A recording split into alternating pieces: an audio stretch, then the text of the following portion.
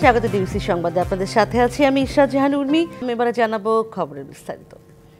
প্রতারক চক্রের দখলে জাতীয় পরিচয়পত্র সংশোধন সার্ভার। টাকার বিনিময়ে কর্মকর্তাদের অজান্তেই দেশের যে কোনো নাগরিকের নাম, পিতার নাম বা বয়স পরিবর্তন করছে চক্রটি। সামাজিক যোগাযোগ মাধ্যমে বিজ্ঞপ্তি, যোগাযোগ আর মোবাইল ব্যাংকিংয়ে লেনদেন করলেও ধরাছোঁয়ার বাইরে চক্রের সদস্যরা। নূপুর মাহমুদের অনুসন্ধান। ২৪ ঘন্টায় জাতীয় পরিচয়পত্র সংশোধনের ফেসবুকে বিজ্ঞাপন দেখে যোগাযোগ করেন মুন্সিগঞ্জের রেদওয়ান। তখন সেবাগ্রহীতা রেদওয়ানকে নির্বাচন কমিশনের data entry operator Atik Masud পরিচয় দিয়ে জানানো হয় ২৫,০০০ টাকা দিলেই মিলবে সমাধান। ২৪ ঘন্টার মধ্যে জাতীয় পরিচয়পত্রে জন্ম তারিখ পরিবর্তন করা যাবে। হয়েছেও তাই। জন্ম তারিখ পরিবর্তন করে দেওয়ায় আতিক মাসুদ পরিচয় দেওয়া ওই ব্যক্তির উপর আস্থা পান রেদওয়ান। এরপর এলাকার পরিচিতজনদের পরিচয়পত্র সংশোধনীর কাজও করে দিতে থাকেন আতিক মাসুদ পরিচয় দেওয়া ওই ব্যক্তিকে। কিন্তু সন্দেহের দানা বাঁধে বেশ কয়েকজনের কাছ থেকে পরিচয়পত্র সংশোধনের কথা বলে টাকা নিয়ে টালবাহানা করায়। ফোনে যোগাযোগ করলে জানান নির্বাচন কমিশনের কাছে তিনি ৩০৫ নম্বর রুমে ব্যস্ত আছেন। এক পর্যায়ে রেদওয়ানের ফোন ধরায় বন্ধ করে দেন। তার সাথে কন্ট্যাক্ট ছিল ২৫,০০০, সে আমার কাছ থেকে ২০,০০০ টাকা নেয়। ২০,০০০ নেওয়ার পরে সে কাজটা করে না করার পরে তারপরে যখন আমি তার সাথে সাক্ষাৎ করতে চাই, কাজটা করেন না কেন বলতে চাই, তখন আমাকে সব জায়গায় এসে ব্লক করে দেওয়ার পরে আমি তার সাথে সাক্ষাৎ করার জন্য চেষ্টা করি, আর সাক্ষাৎ করতে পারি না। দেখা করার চেষ্টা করছিলাম, বলছিলাম, সে বিভিন্ন ধরনের সমস্যা দাঁড় করাইছে, এটা সম্ভব না, আপনি আসলে আমাকে পাবেন না।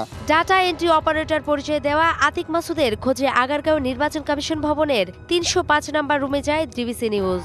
তবে এই নামে কেউ নেই। এখানে কর্মকর্তারা জানান ভুয়া আতিক মাসুদের খপ্পরে পড়ে অনেকেই প্রতারিত হয়েছেন।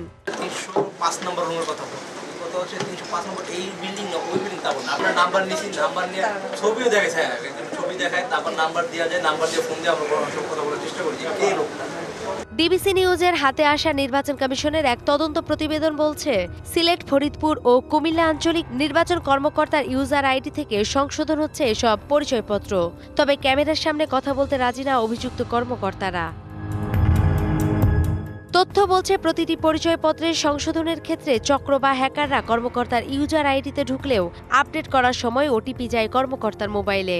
আর কর্মকর্তার ফিঙ্গারপ্রিন্ট বা পাসওয়ার্ড ছাড়া মোবাইল ফোন থেকে কারো পক্ষে ওটিপি পাওয়া সম্ভব না।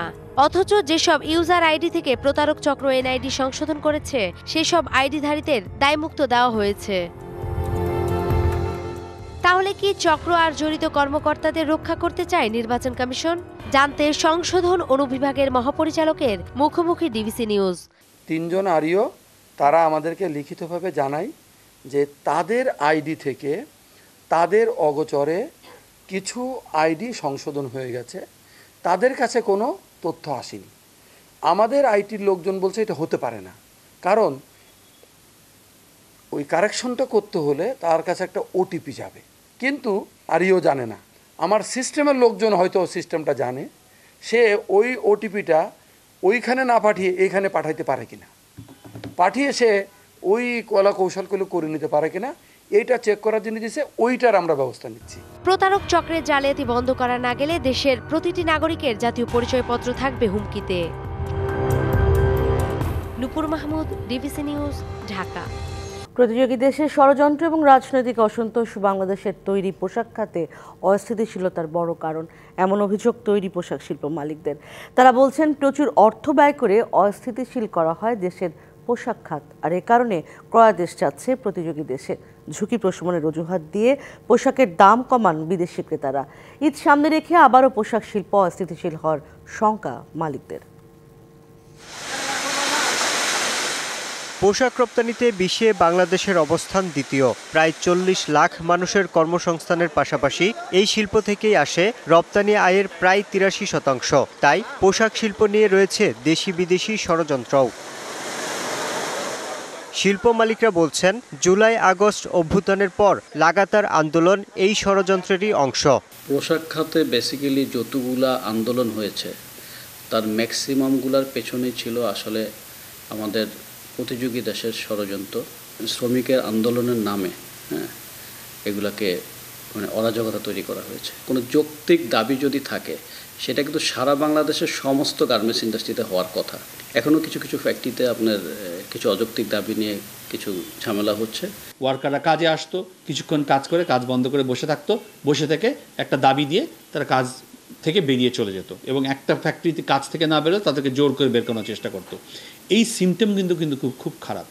এটাতে আমার মনে হয়েছে প্রচুর পরিমাণ টাকা ডিস্ট্রিবিউট করা হয়েছে ট্রেড ইউনিয়ন কিংবা অন্য কিছুর মাধ্যমে। তারা জানান, বিগত সরকারের নেতাকর্মীদের মালিকানায় থাকা কারখানায় বেশি অসন্তোষ হয়েছে। এ কারণে অনেক ক্রয় আদেশ চলে যাচ্ছে প্রতিযোগী দেশ ভারত, পাকিস্তান ও শ্রীলঙ্কায়। কার্যকর ভূমিকা রাখতে পারছে না প্রশাসক দিয়ে চালানো বিজিএমইএ। এই ফ্যাক্টরিগুলো আসলে অলমোস্ট বলা যায় এই পূর্বের যারা সরকার ছিল, স্পেশালি তাদের নিয়ন্ত্রিত ফ্যাক্টরিগুলো, গ্রুপ বা যে সংঘবদ্ধ চক্র আছে তাদের যে চেষ্টা, এটা অবশ্যই তারা চালাচ্ছে। শিল্প মালিকরা জানান, শ্রম অসন্তোষের কারণে গত ৬ মাসে পোশাকের দাম কমেছে ১.৩৬%। অপরদিকে প্রতিযোগী দেশ এই শিল্পে প্রচুর নীতি সহায়তা এবং বিনিয়োগ পাচ্ছে। বায়াররা এখন একটি টার্ম মেনটেন করে, সেটা হলো রিস্ক মিটিগেশন। তারা বাংলাদেশের ব্যাপারে বলছে যে আমরা রিস্ক মিটিগেশন করার জন্য বাংলাদেশের সমস্ত অর্ডার না দিয়ে ভিয়েতনাম, পাকিস্তান এবং ইন্ডিয়াতে অর্ডারগুলো চলে যাচ্ছে, শ্রীলঙ্কা এই অর্ডারগুলো চলে যাচ্ছে। এটা কিন্তু যেত না যদি আমরা আমাদের ভিত্তিটা আগের মতো শক্তিশালী থাকতো। আমরা কিন্তু রুগ্ন থেকে রুগ্নতর হচ্ছি। গত বছরের জুলাই থেকে জানুয়ারি পর্যন্ত বাংলাদেশে তৈরি পোশাক রপ্তানিতে 13% প্রবৃদ্ধি হলেও ভারত, ভিয়েতনাম সহ প্রতিযোগী দেশে প্রবৃদ্ধি প্রায় দ্বিগুণ। অনেক বেশি, তারা কিন্তু প্রাইসেও গেইন করেছে। Yusuf Rana, DBC news, Dhaka.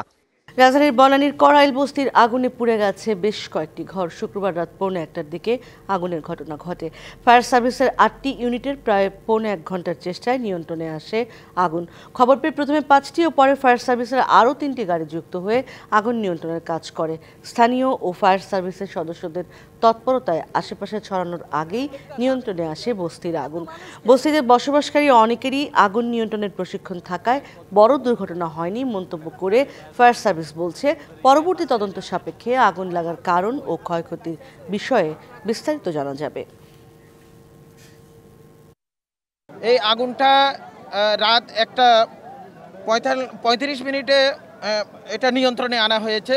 এখানে প্রশিক্ষণ দেওয়ানো হয়েছে বস্তির যারা নেতৃস্থানীয় আছে তাদেরকে, যার কারণে আগুনটা খুব দ্রুত নিয়ন্ত্রণে আনা সক্ষম হয়েছে। তো ক্ষয়ক্ষতি এবং কারণ সম্পর্কে আমরা অগ্নি নির্বাপনের পরে তদন্ত করে আমরা বলতে পারবো। রমজান সামনে রেখে চট্টগ্রাম বন্দর দিয়ে চাহিদার চেয়ে বেশি ভোগ্যপণ্য আমদানি হলেও কমছে না দাম। বাজার অস্থিতিশীল করতে বন্দরে পণ্য খালাস না করে সাগরে ভাসমান লাইটার জাহাজগুলোকে গুদাম হিসেবে ব্যবহারের অভিযোগ উঠেছে আমদানিকারকদের বিরুদ্ধে। এদিকে পণ্য বোঝাই 78টি লাইটারাস জাহাজকে সতর্ক করার পাশাপাশি 16টি জাহাজের বিরুদ্ধে মামলা ও জরিমানা করেছে ভ্রাম্যমাণ আদালত। জানুয়ারিতে বিপুল ভোগ্যপণ্য আমদানি হয়েছে, যা অনেক ক্ষেত্রে পুরো রমজান মাসের চাহিদার সমান। কিছু পণ্য আমদানি হয়েছে রোজার চাহিদার চেয়েও বেশি। রমজানে ভোজ্য তেল, চিনি, পেঁয়াজ, আলু, ডাল, ছোলা, খেজুর সহ বেশ কিছু পণ্যের চাহিদা বেড়ে যায়। তাই রমজান ঘিরে ভোগ্যপণ্যের বাজার নিয়ে শঙ্কা কাজ করে জনমনে। তবে এবার ভোজ্য তেল ছাড়া অন্য কোনো পণ্যের সরবরাহ ঘাটতি হওয়ার আশঙ্কা নেই বলে জানান ব্যবসায়ীরা। কোনো পণ্যে কোনো সংকট নেই। এলসিতে যথাসময়ে যায় নাই, হয়তো যথাসময়ে মালটা আসে নাই, একটু গ্যাপের কারণে প্যাট বোতলের কিছু সংকট বাজারে দেখা দিচ্ছে। হয়তো আগামী সপ্তাহ শেষের দিকে গিয়ে যে সংকটটা সোয়াবিনের আছে, মানে পণ্য পাওয়া না যাওয়ার যে সংকটটা আছে, এটা অনেকটা কেটে যাবে। চলতি অর্থ বছরের প্রথম 6 মাসে আমদানি হয়েছে 6,85,00,000 টন পণ্য। গত অর্থ বছরের একই সময়ে যার পরিমাণ ছিল 6,58,00,000 টন। অন্যান্য পণ্যের পাশাপাশি বিপুল ভোজ্য তেল আমদানি হলেও খুচরা পর্যায়ে সংকট কাটেনি বোতলজাত তেলের। প্রচুর পরিমাণ সরবরাহ বলতে তেল আছে, কিন্তু কোম্পানি তেল দিচ্ছে না দাম বাড়ার জন্য। চট্টগ্রাম বন্দরের বহির্নোঙরে খালাসের অপেক্ষায় পণ্যবাহী শতাধিক জাহাজ। পর্যাপ্ত আমদানির পরও বেশ কিছু ভোগ্যপণ্যের দাম বাড়ার পাশাপাশি ভোজ্য তেলের সংকটে উদ্বেগ ভোক্তাদের। নিয়ন্ত্রণ বলতে কোনো জায়গায় কিছু নেই, যার পরিপ্রেক্ষিতে মানুষ এখন হিমশিম খাচ্ছে। যারা নিম্নস্তরের তারা তো একদম। এদিকে আমদানি করা কয়েক হাজার টন পণ্য নিয়ে 1 মাসের বেশি সময় ধরে সাগরে ভাসছে 200-এর বেশি লাইটার জাহাজ। ভোগ্য পণ্যের বাজারে কৃত্রিম সংকটের চেষ্টা করছে অনেকে, তাই বাজার তদারকি জোরদারের পরামর্শ কাস্টমস কর্মকর্তাদের। এখানে সরকার মনিটরিং বাড়াতে পারে, মিল চালকরা কিভাবে এটা সংরক্ষণ করছেন এবং সরবরাহ করছেন এটা মনিটরিং করতে পারে ঠিকমতো। আমি মনে করি যে গ্রাহক ভোক্তা পর্যায়ে আপনার এটা কোনো ঘাটতি হবে না। গত ৩৩ মাসের মধ্যে গেল বছরের ডিসেম্বরে সর্বোচ্চ পরিমাণ পণ্য আমদানি হলেও পাইকারি ও খুচরা বাজারে শুল্ক সুবিধার সুফল পাচ্ছে না ভোক্তারা। মাসুদুল হক, ডিবিসি নিউজ, চট্টগ্রাম। চলতি মৌসুমে সাধারণ ফুলকপি আবাদ করে লোকসানে অনেকে, তবে রঙিন ফুলকপি চাষে সফল পাবনা সদর উপজেলার এক কৃষক। উৎপাদন খরচ প্রায় সমান হলেও হলুদ ও বেগুনি ফুলকপির দাম অন্তত ৫ গুণ। কৃষি কর্মকর্তারা বলছেন ক্যান্সারের প্রতিরোধক হিসেবেও কাজ করে এই সবজি। পাবনা সদর উপজেলার বিলভাদুরিয়া গ্রামে হলুদ ও বেগুনি ফুলকপি চাষ করছেন আসলাম আলী। উৎপাদন খরচ প্রায় সমান হলেও সাধারণ ফুলকপির তুলনায় রঙিন ফুলকপির দাম বেশি। দেখতে আকর্ষণীয় ও স্বাদ ভালো হওয়ায় এর চাহিদা ব্যাপক। কপিটার লাভবান সবচেয়ে ভালো আছে। এই হলুদ বা বেগুনি কালারের রঙিন ফুলকপিটা ব্যতিক্রম এবং লাভজনক একটা ফসল। লাভ ভালো পাওয়ায় এবছর রঙিন ফুলকপির আবাদ বাড়িয়েছেন আসলাম। গতবার থেকে আমি কালার ফুলকপি চাষ করেছিলাম, অনেক লাভজনক ক্ষেত এবং খুব ভালো ফলনও হয়েছে। 2 থেকে 2.5 লক্ষ টাকা বিক্রি করবার আশা করতেছি। এ জাতের ফুলকপি চাষে আগ্রহীদের সহায়তা দিচ্ছে স্থানীয় কৃষি বিভাগ। ফুলকপি চাষের ক্ষেত্রে আমাদের উপসহকারী কৃষি অফিসাররা সার্বক্ষণিক মাঠ পর্যায়ে কৃষকদেরকে সহায়তা করছে। আমরা কৃষি সম্প্রসারণ অধিদপ্তর থেকেও সহায়তা করে যাচ্ছি। কৃষি কর্মকর্তারা বলছেন রঙিন ফুলকপির পুষ্টিগুণ বেশ, কাজ করে ক্যান্সার প্রতিরোধক হিসেবেও। এই ফুলকপির রঙের কারণে, আকর্ষণীয় হওয়ার কারণে ক্রেতার কাছে চাহিদা বেশি। রঙিন ফুলকপিতে অ্যান্থোসায়ানিন এবং বিটা ক্যারোটিন আছে, যেটা আমাদের শরীরের ভিটামিন এর অভাব পূরণ করে এবং আমাদের ক্যান্সার প্রতিরোধক হিসেবে কাজ করে। চলতি মৌসুমে 1440 হেক্টর জমিতে ফুলকপির আবাদ হয়েছে পাবনায়। এর মধ্যে রঙিন ফুলকপির আবাদ 11 বিঘা জমিতে। Partha Hasan, DBC news, Pabna. শীত প্রধান অঞ্চলের দৃষ্টিকাড়া মন ভরে দেয়া ফুল টিউলিপ, সেই ফুলের চাষ হচ্ছে পঞ্চগড়ের তেঁতুলিয়ায়। এবার 13 জন ফুল চাষি 70 শতক জমিতে টিউলিপ চাষের উদ্যোগ নিয়েছেন। আর টিউলিপের রূপ দেখতে ভিড় করছে সৌন্দর্য পিপাসুরা। টিউলিপের বাগান ঘিরে বসছে খাবার সহ অন্যান্য দোকান। উত্তরের জেলা পঞ্চগড়ে রাজস্বিক আলো আর সৌন্দর্য ছড়াচ্ছে শীতের দেশের ফুল টিউলিপ। নেদারল্যান্ডস, কাশ্মীর, তুরস্কের মতো শীতপ্রধান জায়গার এই ফুল এখন হচ্ছে তেঁতুলিয়ার দর্জিপাড়া গ্রামে। সূর্যের আলো আর তাপ নিয়ন্ত্রণ করা বিশেষ ছাউনির নিচে সারি সারি ফুটেছে টিউলিপ। এবার 13 জন ফুল চাষি 70 শতক জমিতে এ ফুলের চাষ করেছেন। 9 প্রজাতির 20,000 ফুলের বীজ রোপণ করা হয়েছে। প্রতিটি ফুল স্টিক সহ বিক্রি করা হচ্ছে 150 টাকায়। এবার 25 লাখ টাকার ফুল বিক্রির আশা করছেন চাষিরা। আমরা এবার 13 জন সদস্য ইএসডিওর মাধ্যমে এবং পিকেএস এর সহযোগিতায় এবারের মতো চতুর্থবার এই টিউলিপ ফুল চাষ করেছি। আমরা এখানে বাণিজ্যিক আকারে এই টিউলিপ ফুল করে থাকি। এখানে 9টি কালার রয়েছে টিউলিপ ফুল। এদিকে টিউলিপের অপরূপ সৌন্দর্য দেখতে প্রতিদিনই বাগান দেখতে ভিড় করছেন ফুলপ্রেমীরা। ঠাকুরগাঁ থেকে আসছি, শুধু এই টিউলিপ বাগানের কথা শুনেই আমরা আসছি। হাতে স্পর্শ করে কখনো দেখিনি, এটাই আমাদের প্রথম দেখা। আমাদের ফ্যামিলি সবাই মিলে আসছি টিউলিপ দেখতে। গত বছরও আসছিলাম, তবে ভালো লাগছে। সংশ্লিষ্টরা বলছেন নারীদের অর্থনৈতিক ও সামাজিকভাবে স্বাবলম্বী করে তোলার পাশাপাশি তেঁতুলিয়াকে ইকোট্যুরিজমে এগিয়ে নিয়ে যাওয়াই প্রকল্পের মূল উদ্দেশ্য। লাভের যে বিষয়টা, সেটা শুধুমাত্র টিউলিপ চাষ করে না, এটাকে কেন্দ্র করে এখানে পর্যটকরা আসবেন এবং এটি আরও বিস্তৃত হবে, ইকোট্যুরিজমের কর্মকাণ্ড গড়ে উঠবে। এটি ছিল একটি মূল উদ্দেশ্য। টিউলিপের সৌন্দর্য উপভোগে পর্যটকদের জন্য জেলা প্রশাসনের পক্ষ থেকে নেওয়া হয়েছে নানা ব্যবস্থা। মানুষের মধ্যে এই বাগানটিকে ঘিরে এক ধরনের আনন্দ, উচ্ছ্বাস এবং চাঞ্চল্য সৃষ্টি হয়েছে। জেলাকে একটি পর্যটন জেলায় পরিণত করবার জন্য আমরা অনেকগুলো কর্মপ্রকল্প হাতে নিয়েছি। বাংলাদেশ সবচেয়ে উঁচু ওয়াচ টাওয়ার নির্মাণ করার জন্য আর্কিটেকচার ডিজাইন করেছি। এদিকে টিউলিপ বাগান ঘিরে বসেছে খাবারের দোকান। ঘুরতে গিয়ে স্বল্প দামে খাবার খেতে পারছেন ফুলপ্রেমীরা। DBC news desk.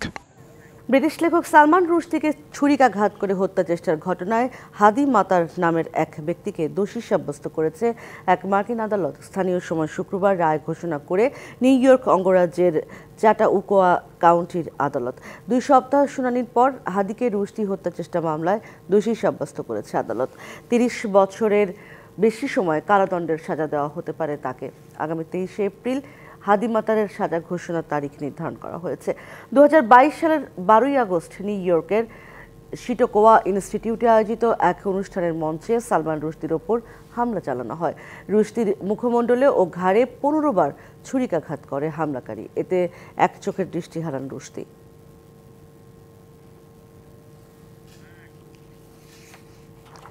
হোয়াইট হাউসের 3 কর্মকর্তার বিরুদ্ধে মামলা করেছে বার্তা সংস্থা অ্যাসোসিয়েট প্রেস এপি। স্থানীয় সময় শুক্রবার ওয়াশিংটনের একটি ফেডারেল আদালতে মামলা করে সংস্থাটি। যুক্তরাষ্ট্রের প্রেসিডেন্ট ডোনাল্ড ট্রাম্পের কয়েকটি অনুষ্ঠানে যোগ দেওয়ার ক্ষেত্রে বাধা পাওয়ার পর এমন পদক্ষেপ নিল সংবাদ সংস্থাটি।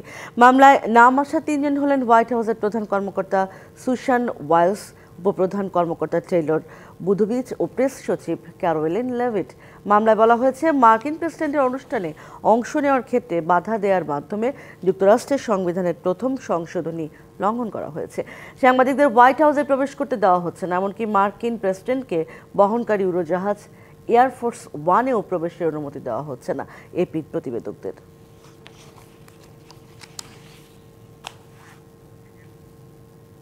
সংযুক্ত আরব আমিরাতের বাণিজ্যিক রাজধানী দুবাইয়ে 5 দিনব্যাপী গালফ ফুড মেলা। ওয়ার্ল্ড ট্রেড সেন্টারের 30তম এই আসরে বিশ্বের 129টি দেশের 5,000-এরও বেশি খাদ্যপণ্য প্রস্তুতকারী প্রতিষ্ঠান অংশ নেয়। এর মধ্যে রয়েছে বাংলাদেশের 41টি। বিশ্ববাজার বাংলাদেশি ভোগ্য বাজারে বাংলাদেশি পণ্যের প্রসার ঘটাতে এই মেলা অনন্য ভূমিকা রাখছে বলে জানিয়েছেন ব্যবসায়ীরা। গালফ ফুড মেলার 3য় দিনে বাংলাদেশ প্যাভিলিয়নে দর্শনার্থীদের ছিল উপচে পড়া ভিড়। ক্রয়াদেশ লক্ষ্যমাত্রা ছাড়িয়ে যাওয়ার সম্ভাবনা প্রবল।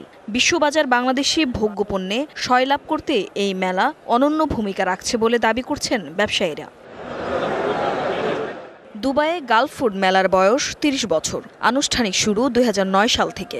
যে মেলার মধ্য দিয়ে বাংলাদেশের ভোগ্যপণ্যের চাহিদা বিশ্ববাজারে সমাদৃত হচ্ছে প্রতিনিয়ত।